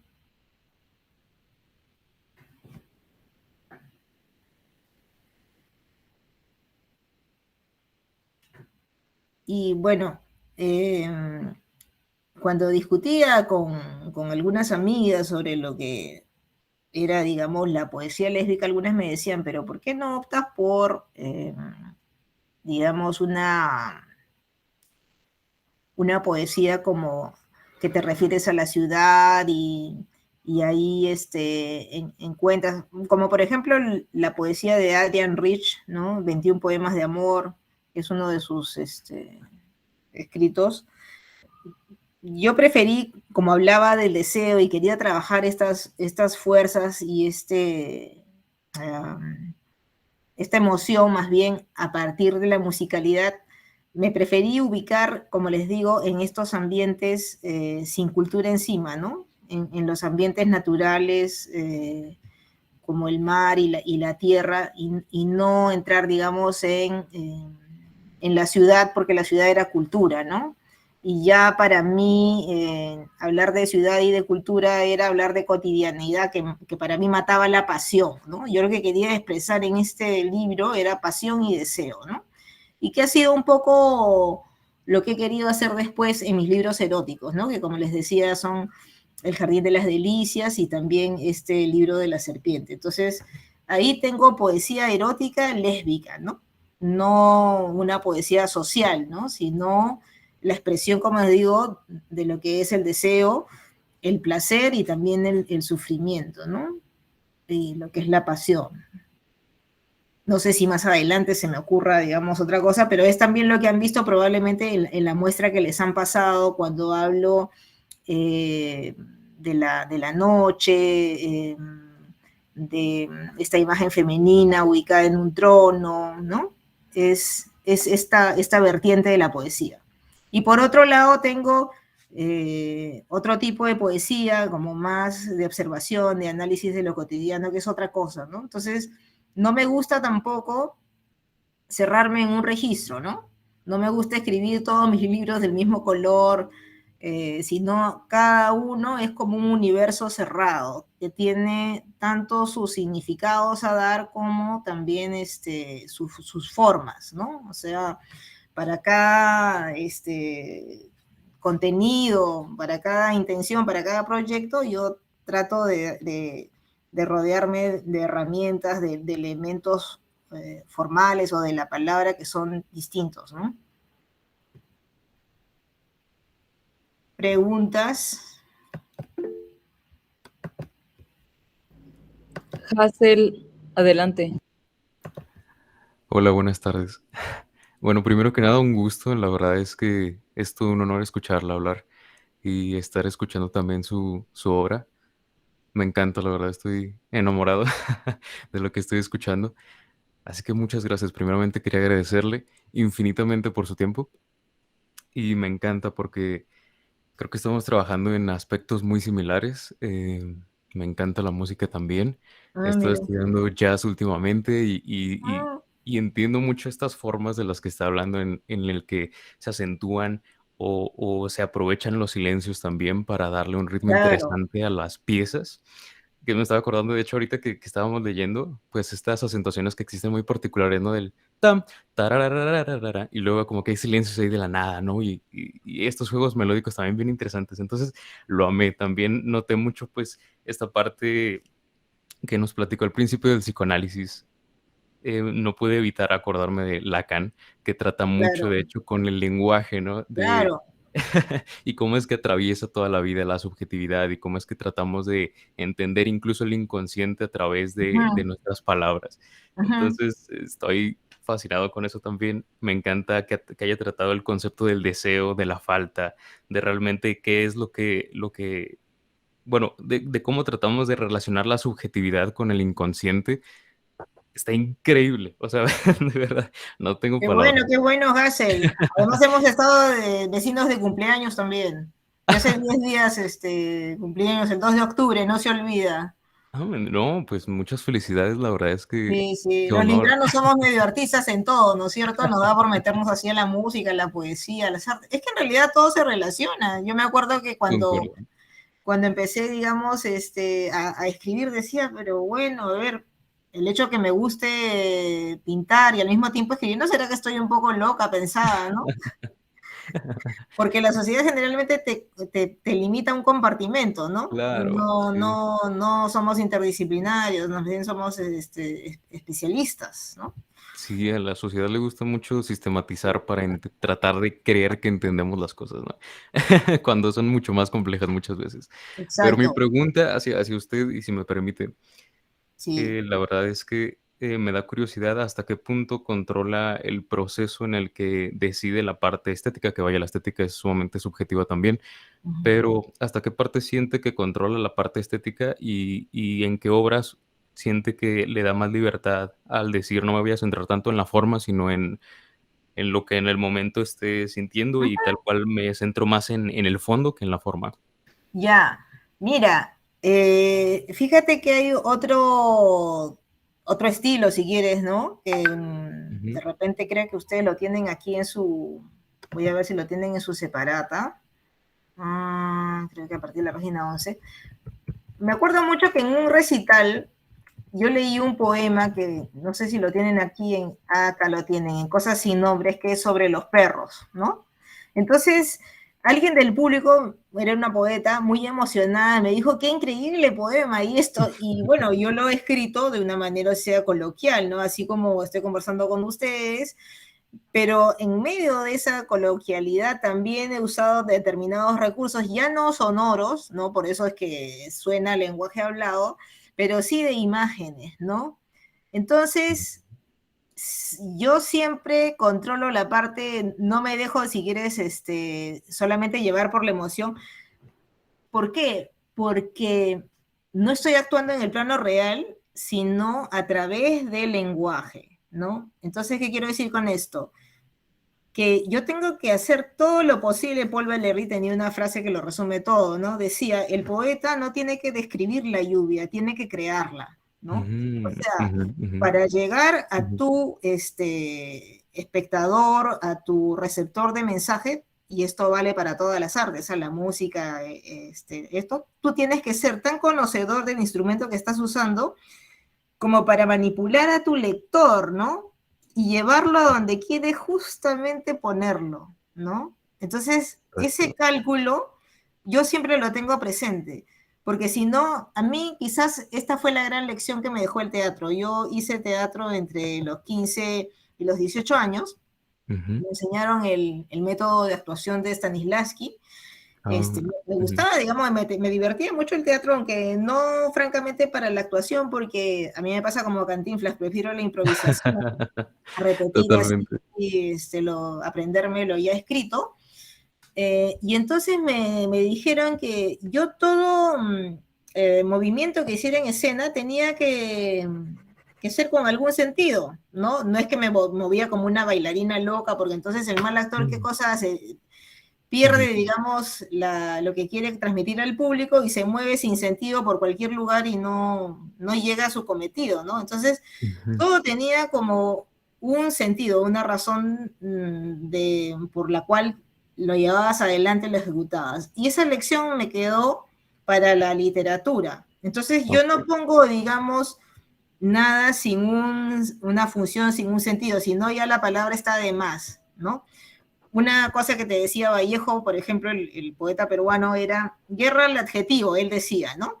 ¿Por qué? Porque le parecía que poner adjetivos era acortarle los caminos al lector y entonces ya darle la solución en lugar de sugerirle la plurisignificación, ¿no? Entonces, si yo quiero transmitir, por ejemplo, pasión, y esto no me basta con yo llenarme de emoción y decir lo que fuera desde mi emoción, porque la emoción que yo siento, ¿cómo se la hago llegar al que me está oyendo? Eso es lo que a mí me interesa, mediante qué vías. Entonces me preocupo, ok, en lo sonoro me puede dar tal idea, o de repente es la imagen, o de repente tal cosa, o el ritmo, ¿no? Entonces estoy como en una farmacia echando mano de diferentes recursos para lograr ese efecto a través de la poesía, ¿no? Y esos efectos, además, no quiero repetirme lo mismo en todos los libros. Cada vez quiero ensayar otra cosa, porque como a mí me gusta mucho el jazz, no me gusta repetirme, pues, ¿no? Entonces, en cada intento tú inventas algo nuevo, ¿no? Esa es la cosa de la improvisación. Y es la improvisación, gracias por traerme a la memoria de lo del jazz, porque creo que es algo que prima en mí, ¿no? O sea, por eso a veces salen muchos poemas que los escribo al toque y que son cortos, pero donde está la palabra justa, ¿no? Y no necesito decir más. Es como también lo lacaniano, ¿no? O sea, la sesión no tiene que ser de 45 minutos, el poema no tiene que tener 1000 líneas, sino basta con una, ¿no? Mi lumino de inmenso, como decía Ungaretti, ¿no? Y ya con una frase lograste dar la luz, y punto, y ahí queda, ¿no? Entonces, si en la sesión lacaniana llegas al meollo de lo que tienes que hacer en 5 minutos, ahí queda, ¿no? Y si necesitas más tiempo, ¿no? Un poco así. Totalmente. Me encantó la respuesta, la verdad es que estoy muy de acuerdo y sí, de hecho, relacionándolo un poquito con el jazz ya para terminar, porque sí, yo entiendo que hay muchas preguntas más, pero me recordó este elemento, de hecho, de la improvisación, pues el jazz lo que hace es realmente, primero se llena de fondo, se llena de información, se llena de varias referencias para el momento de estar improvisando, poder entrelazarlas de distintas maneras, o tal vez crear relaciones no tan aparentes en un principio, y me transmitió mucho eso que me acaba de comentar como respuesta, el hecho de que eso es lo que hacemos un poco con la poesía, ¿no? Utilizamos todos los elementos de nuestro contexto, de nuestra experiencia, de nuestra subjetividad para plasmarlos dentro del lenguaje, más bien. Exacto. Entonces, es fascinante. Muchas gracias. Le agradezco mucho la respuesta y la verdad es un honor. Gracias. Gracias, Hazel. Lorena, tenías levantada la mano, creo. Sí, muchas gracias. Hablando acerca de su poesía y del contexto, y ya ahorita que menciona esto de que pues intenta como reinventar en cada libro, nosotros no tenemos como ese acceso total, sino que tenemos como el acceso segmentado a sus obras, y en el material que se mandó hay un libro específicamente que se llama el libro de la serpiente, y los poemas que nosotros seleccionamos todos hacen alusión a Pero como no tengo como todo el libro, me quedo con la duda de por qué una serpiente o de qué simboliza la serpiente, todo eso, porque a lo mejor yo puedo pues hacer mi análisis, pero va a ser como un análisis pues muy pobre porque tengo 10 poemas de a lo mejor pues, todo eso, ¿no? No sé qué me pueda... A ver, te digo sobre el libro de la serpiente, es otro de los libros de literatura erótica, son haikus lésbicos, ¿no? Entonces, bueno, hay una métrica que es la del haiku, hay un símbolo que es el de la serpiente, que juega ahí en dos dimensiones, tanto en la dimensión, digamos, cristiana, la serpiente es el pecado, ¿no? También remite a lo femenino, ¿no es cierto? Y el tema de la serpiente y lo asiático, ¿no? Que es, por ejemplo, los símbolos del horóscopo chino, ¿no? Entonces, de acuerdo a los chinos, la serpiente tiene determinadas características y de todas maneras termina siendo como una imagen seductora, ¿no? Envolvente. Y fue por eso que tomé la serpiente, digamos, como motivo central de este libro, ¿no? Entonces, la serpiente es el otro o la otra que me está seduciendo, ¿no? Y cómo juego yo, digamos, con este alter ego ahí, a través de la métrica del haiku, de la suavidad de las imágenes y demás, ¿no? Entonces me acuerdo mucho que hay uno de los poemas que dice, de pluma y seda tu fuerza, ¿no? Entonces esa tensión, ¿no? La pluma y la seda son suavecitas, pero esa suavidad también transmite una fuerza, ¿no? Y eso se junta, digamos, en este elemento de la serpiente, en la seducción de la serpiente. Entonces, todo es en relación a eso, más o menos, ¿no? Me parece que son 15 poemas, que también en este momento estoy tratando de reeditar con una artista plástica, porque se presta, ¿no? O sea, la imagen. Otra cosa que me he olvidado de contarles es que, dada mi afición entonces y mi vocación frustrada de artista plástica, lo que terminé haciendo fue desde mi primer libro incorporando a artistas de grabado, de ilustración en mis libros, ¿no? Y cuando estuve en París conocí a varias artistas de grabado y entonces publicamos libros de artistas, como por ejemplo, ¿no? Miren la carátula. No sé si se ve. ¿Ven? Entonces, lo que hizo esta artista a partir de un poema mío que era el gato negro, la balada del gato negro, es así en mi primer poema, fue hacer un libro así, ¿no? Uy, espérense, voy a anular acá el efecto de visual. ¿Ya? Entonces, tienen acá, ¿no? Solamente se editaron 10, porque eran de grabado, digamos, original, ¿no?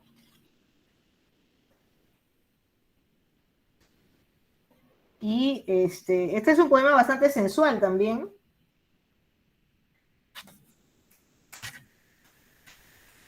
Ella trató de seguir la pauta del poema, ¿no? La ronda nocturna del gato negro da vuelta su cola, la ronda negra del gato nocturno.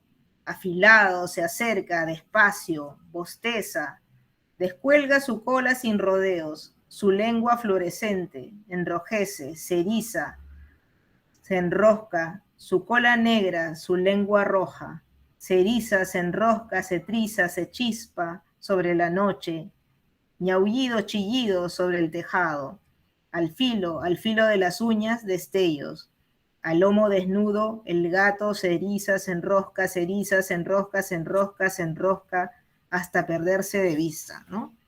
Entonces, la parte final, no sé si acá se ve claramente, la tipografía incluso se va achicando, ¿no?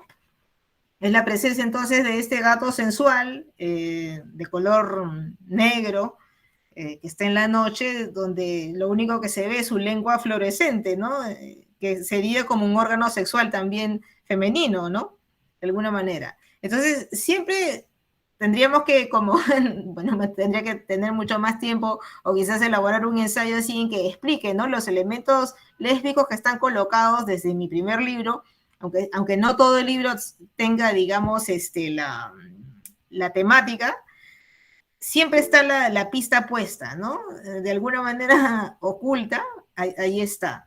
Porque es parte, pues, de la identidad. Entonces, si la sociedad me está tratando de borrar del mapa, tengo que decir, oigan, acá estoy, ¿no? Bueno, ya me había pasado con la parte de la identidad quechua, ¿no? Entonces ya no podía seguir admitiendo más recortes, imagínense a dónde llegábamos. Eso. Y bueno, después la estancia en París, a partir del año, pues, 92, me quedé 8 años ahí, dediqué una tesis doctoral a la imagen del cuerpo en la poesía peruana contemporánea, ¿no? Es una tesis dedicada a lo que es el cuerpo como cruce, pues, de una serie de cuestiones.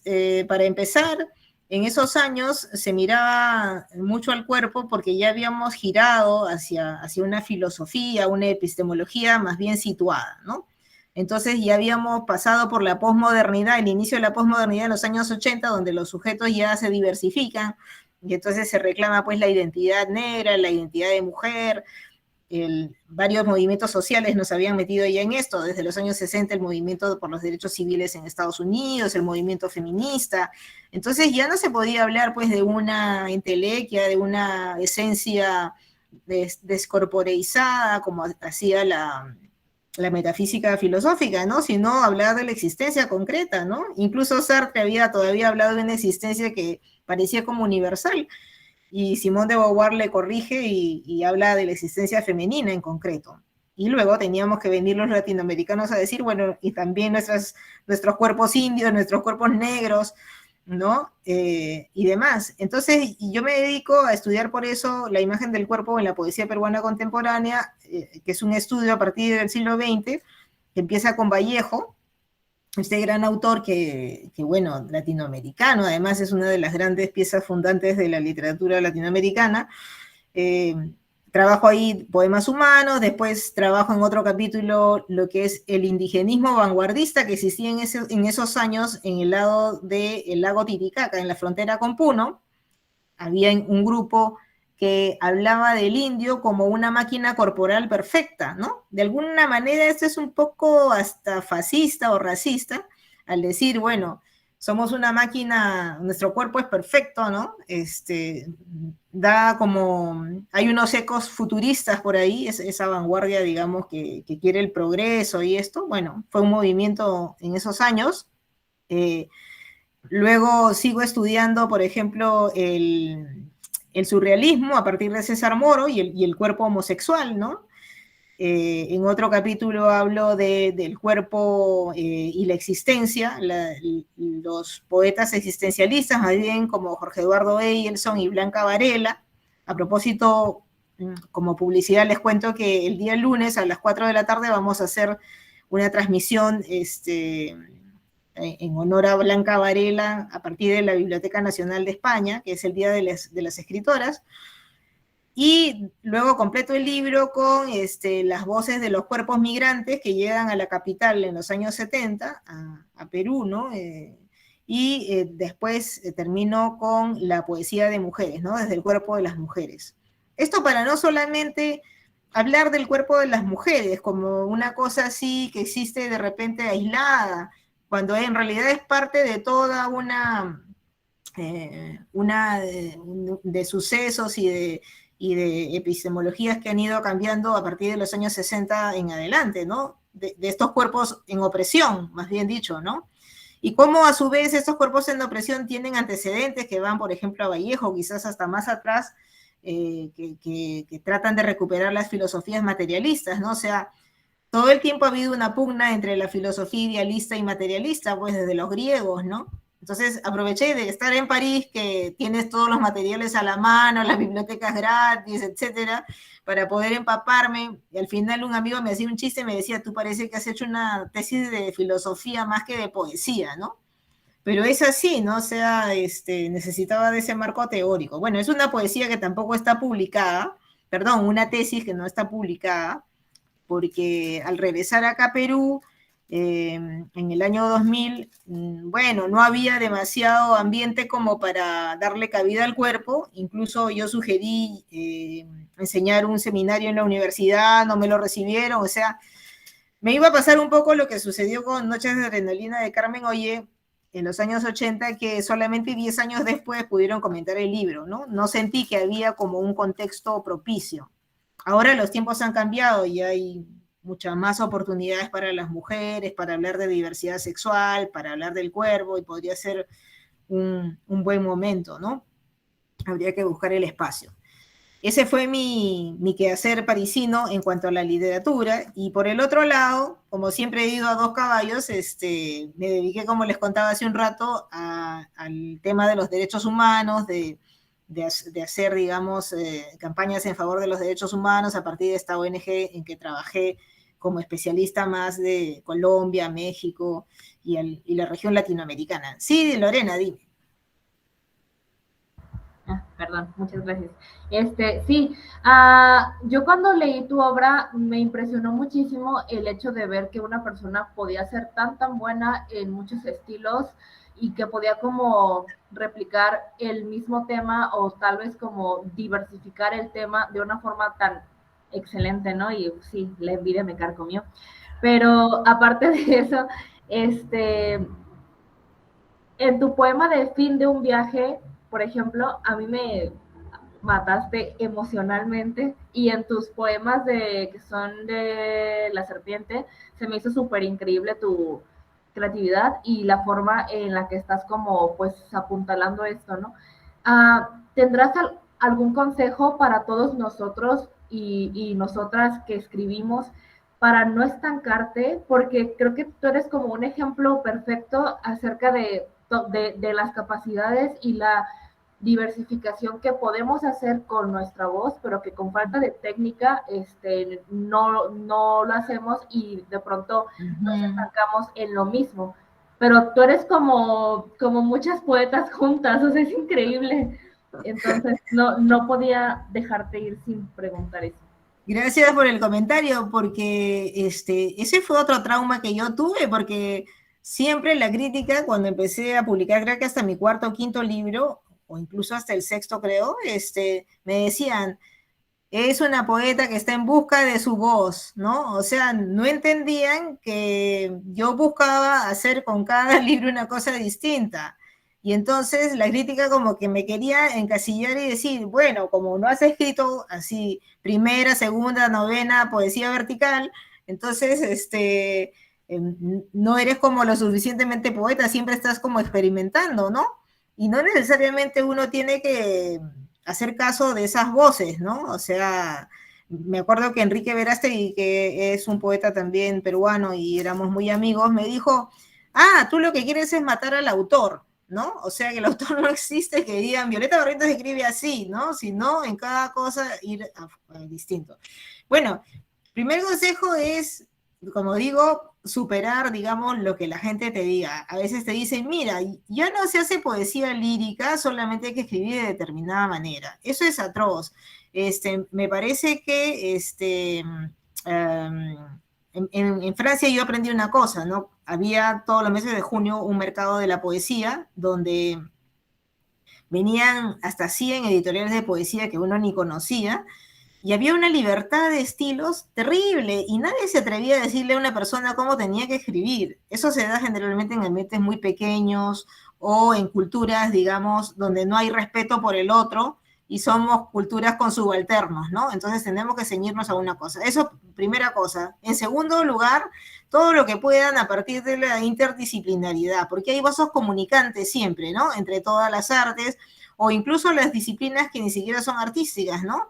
Sociales, etcétera. Entonces yo voy así como siempre en busca de un saber enciclopédico, en la medida de lo posible, y luego lo otro es el manejar los recursos que sean necesarios en cuanto a la lengua. O sea, si vamos a hacer poesía, tenemos que estar muy alertas de todos los recursos a los que podemos echar mano. Entonces, tener nuestra lingüística bien, digamos, aprendida, ¿no? Como decía, a mí me enriquece mucho trabajar en diversos niveles del lenguaje, ¿no?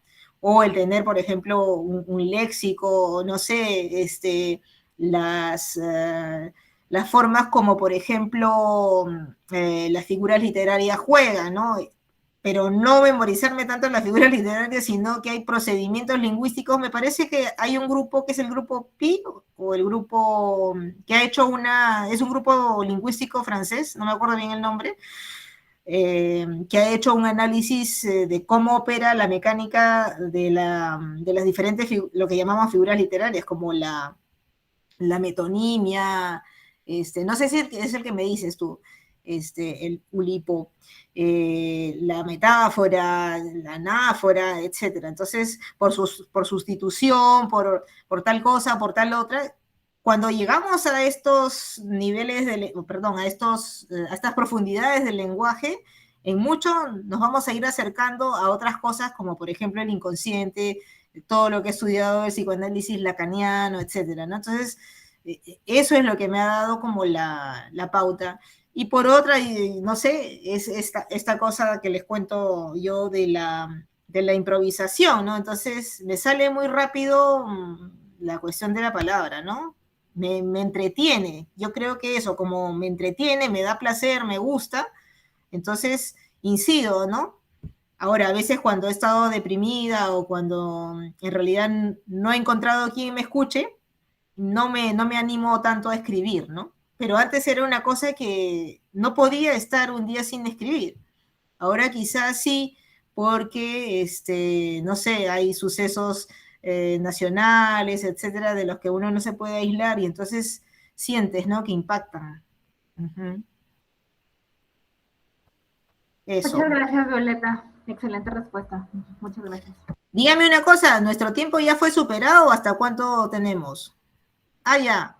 Podemos, bueno, el tiempo que tú nos quieras, compartir con todos tus conocimientos y esta clase magistral, como habían comentado, normalmente acaba la sesión a las 3, serían 15 minutos, pero... Ah, ya. Pero como... Y por último, bueno, no sé si haya más preguntas de parte de los compañeros. ¿Alguien tiene alguna pregunta? Bueno, yo te quería preguntar, ¿qué ejercicio de escritura nos recomiendas? Porque normalmente le hemos preguntado a las invitadas especiales que han asistido y pues que esta no sea la excepción.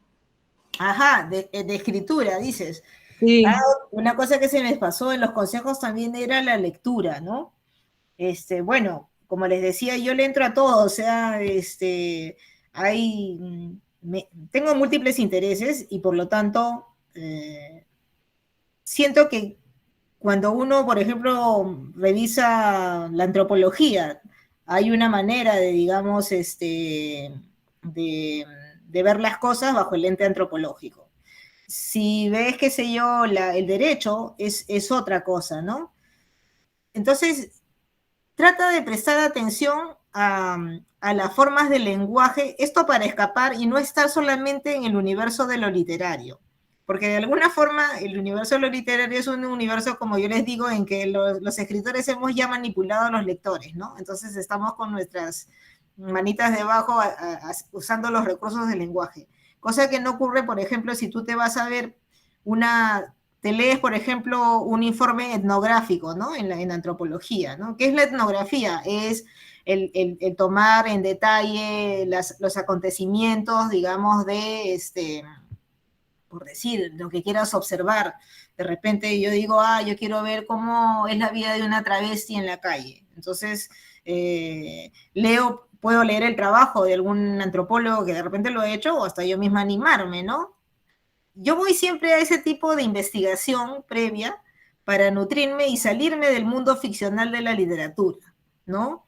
Y como para meterme más en los zapatos, es algo así, en eso vuelvo a traer el teatro, ¿no? Cuando un actor quiere, digamos, interpretar un papel, va e investiga, ¿no? Si voy a hacer al Señor de los Cielos, al Capo y no sé cuántos, tengo que saber de su obra, tengo que saber cómo actuaba, cómo era su mundo, y eso hace un actor. Y yo creo que los escritores, o al menos los y las poetas, somos como actores, ¿no? O actrices, ¿no? Porque al ser actor y actriz lo que quiero decir es que ponemos el cuerpo en escena, ponemos la emoción y no solamente la palabra, ¿no? Entonces esas tres cosas yo las tengo como muy presentes, ¿no? A la hora que escribo. Y por eso acudo a toda esta parte de la investigación, a través de lo que puede decirme la antropología, o de lo que me puede decir de repente el lenguaje, digamos, que se consagra, como puede ser la religión o el derecho, que tú dices algo desde el derecho o desde la religión y viene cargado de poder, ¿no? Entonces digo, ya, para este poema en que yo quiero remecer, tengo que valerme, ¿no? Así como les comenté lo de esas citas bíblicas, qué sé yo, el uso de la serpiente, o por ejemplo, la imagen de que encuentro mi amor y tengo que meter la mano por el costado, etcétera, así, ¿no? Porque el lenguaje, digamos, en cada disciplina nos dice las cosas de distinta manera y nos dice diferentes cosas, ¿no? Entonces yo acudo a esos otros usos del lenguaje antes de escribir, ¿no? Saliéndome del mundo ficcional de la literatura. Sí, Reina. Sí, justo una de las cosas que mencionas me llamó mucho la atención, que es este uso, lo acabas de mencionar, ¿no? Este uso de imágenes religiosas, específicamente, creo que detecto mucho más de la religión católica cristiana. Uh-huh. ¿Tu intención es para contraponer esa forma o esa moralidad, o cuál es la intención en que tú rescatas o contestas a esas imágenes? Bueno, lo que pasa es que cuando uno usa ya símbolos consagrados, ahí tienes un valor agregado, ¿no? No sé si han leído, y esto también ocurre con los valores patrios, por ejemplo, ¿no? Este poemario que tiene la poeta Elvira Hernández, que se llama La Bandera, ¿no? Que alude a la bandera, o sea, usa la palabra la bandera para hablar de la bandera de Chile, la bandera de Taldá, y entonces habla de una manera a veces cómica incluso de la bandera, y entonces en la bandera no solamente está una banderita cualquiera, sino está la bandera de su país, es el símbolo de su país, ¿no es cierto? Y de la misma manera es el empleo, por ejemplo, de otros símbolos religiosos, que pueden ser, bueno, católicos o de la cultura occidental, sino que en mi caso uso más los católicos porque sé que mi audiencia más está situada en mi propia vivencia, y se va a sentir más afectada que si yo uso símbolos de otra religión, ¿no? Entonces voy además en busca de alguna manera es también algo vallejiano en eso, porque Vallejo es un autor que me ha influenciado mucho, en el sentido de que él siente, ¿no? La religión, al mismo tiempo se declara comunista y sueña con esta revolución gracias a la hermandad humana, ¿no? Como en el poema Masa, ¿no? El cadáver se levanta gracias a la solidaridad humana, cree en eso. Y bueno, yo también he creído en eso. No soy como Blanca Varela, que más bien es existencialista y dice, olvídense de cualquier solidaridad humana o de alguna revolución, porque ni Dios nos va a salvar de esto, y nos hunde así, wow, nos mata con su crudeza, ¿no? Entonces yo tengo esa fe, digamos, de alguna forma en algún tipo de redención, y eso creo que ha sido una herencia cristiana, por más que ella me haya como desgajado de la Iglesia Católica, ¿no? Con todos sus escándalos además y humillaciones, queda en mí, digamos, esa fe, ¿no? Y quizás también la palabra tenga ese valor bíblico, ¿no? De ser una palabra sanadora, una palabra que revive y que es benéfica, Y quizás por eso, bueno, acudo a otros tipos de sanación con la palabra, como el psicoanálisis, por ejemplo, ¿no? Y yo creo que también la poesía puede ser una forma de sanación, tanto para quien escribe como para quien lee. Y finalmente también la palabra es nuestro vínculo, ¿no? O sea, por donde nos comunicamos, nos comunicamos, bueno, diversas experiencias, diversas emociones. Y vuelvo como cerrando al inicio, ¿no? Cuando me refería a mi hermano. El hecho de haber crecido con alguien que no tenía la palabra, yo he visto la vida de mi hermano y ha sido una vida violenta, porque no podía comunicar, ¿no? Entonces nadie podía adivinar si a él, por ejemplo, le dolía algo. Ni siquiera hasta el día de hoy puede llorar, porque hay mucha gente con retardo mental que no puede llorar, no puede quejarse. Entonces, estar encerrado sin esas vías de comunicación es atroz, ¿no? Y yo lo he visto, he sido testigo de eso, ¿no?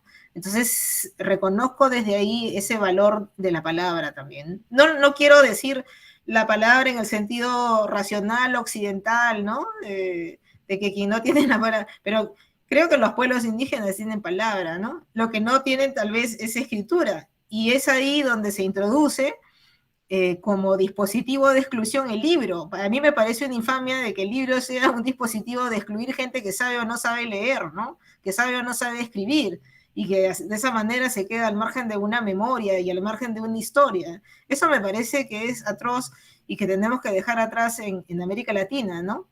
Y incluso como gente del oficio de escribir y de leer, nos lo tenemos que plantear a cada rato. O sea, me acuerdo mucho que me invitaron a inaugurar una feria del libro de distrito acá hace 2 años, ¿no? Y entonces, bueno, la gente se regodeaba, quienes presentaban que habían conocido a fulano de tal, a tal escritor, que en el distrito había vivido tal escritor y tal otro. Y a veces eso me parece que son frivolidades, ¿no? Y me acuerdo que yo lo que dije fue en ese momento que yo aprendí a leer muy tempranamente. Fui a esa feria que ya tiene como 40 años de existencia por primera vez con mi mamá, muy emocionada porque me iban a regalar libros y a mí me gustaba leer. Y me regalaron mi primer libro. Y de ahí me hice, digamos, con muy buena ortografía, etcétera. Pero no pasaron muchos años como para darme cuenta que yo sabía leer en un país mayoritariamente analfabeto, ¿no? Así como después puedes hacerte escritora y no sabes quiénes te van a leer porque tu país es así, que no le da ningún poder a la literatura, pero no por digamos, sobradera ni nada, sino que a la gente no le dan acceso, ¿no? A poder llegar a una palabra sanadora a través de la lectura y de la escritura, más la tienen enchufada con televisión basura, etcétera, ¿no? Entonces, al final de la presentación, los de la Feria del Libro me miraban así como con mala cara porque prácticamente a eso había servido el libro, ¿no? A que algunos nos sintiéramos privilegiados en nuestra ortografía, en nuestro poder escribir, en nuestro poder leer, a llenarnos la boca, que habíamos leído 50 libros, etcétera, cuando estamos en un terreno que tiene una historia que ha ido a todo lo contrario, ¿no? Y que más bien en América Latina creo que nos entendemos más por la violencia, por otra cosa. Hemos tenido militarismos, hemos tenido guerrillas, entonces somos países con convulsiones, como las convulsiones epilépticas de mi hermano, ¿no? Que no tenía palabra, ¿no? Entonces, hay algo muy fuerte presente que tenemos que revertir, ¿no? De otra manera. Y creo que las mujeres, como parte de gente que ha sido excluida de la escritura y de la lectura, con mayor responsabilidad, ¿no?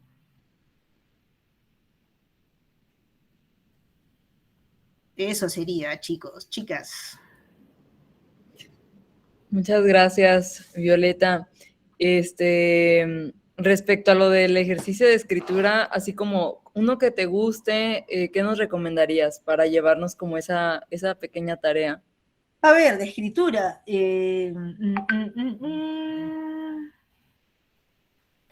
Bueno, ya que hemos hablado tanto de la música, creo que podríamos oír algo de música y a ver qué nos dice la música. No sé si la mayor parte de acá son poetas o narradores, ¿no? Si son poetas, ¿a dónde nos lleva el ritmo más que nada, ¿no? pongámonos a oír alguna pieza instrumental o de repente en algún idioma que no conocemos, ¿no?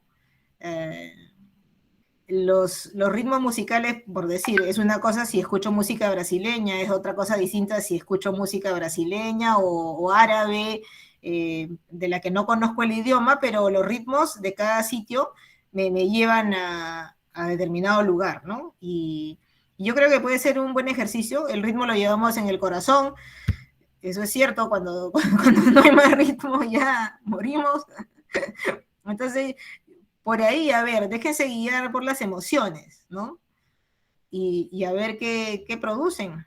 De repente me mandan algo ahí para poderlo ver. Oigan, de repente no estoy muy segura, pero me doy una vuelta por México, no soy parte de la delegación peruana, pero por ahí como tenía cuestiones de trabajo pendientes que iban a hacer en diciembre, les aviso si paso por Guadalajara. Sí, por favor, Violeta, sería de verdad podernos conocer así en persona. Hacemos un encuentro, sí. Lo que sea, pero lo hacemos. Y por ahí dejar obra publicada. Y hace un ratito no sé quién me escribió y me decían para editar. Sí, sería buena idea editar en México, porque es un país, ya les digo, que quiero mucho y que bueno, que es enorme, ¿no? Ha sido el Perú que pudo ser, yo creo, porque siempre fuimos hermanos gemelos en la colonia y cuando llegamos a ser república tomamos rumbos muy distintos, ¿no? Así que tenemos que recuperar las raíces comunes. Sí, ojalá que se arme esa publicación. En todo caso, si sacamos la editorial Conticinio, vas a ser la primera que invitemos a la revisión del libro que nos contaste. Aparte de eso, en México no se pueden conseguir, ¿verdad? Por el momento, me parece. No creo ya, porque yo dejé algunos ejemplares en, ¿cómo se llama esto? En Voces en Tinta, me acuerdo, pero ya hace tiempo, ya creo que la librería ni existe, en México mismo. Más bien si voy, llevo en mi maleta lo que tenga, pues así, editado ya, para podérselos dejar ahí por Guadalajara, ¿no? Sería la voz. Nos aparta unos cuantos, por favor, para nosotros exclusivos en Conticinio. Claro, no sé con quién de ustedes me puedo, digamos, comunicar si llega el momento para poderle... Conmigo, tú dale. No ya, porque alguien de ustedes tiene mi celular y entonces por el WhatsApp, ahí síganme escribiendo y ya nos conectamos, ¿no? Para estar al día. Si hago el viaje, bueno, sería más hacia diciembre, ¿no?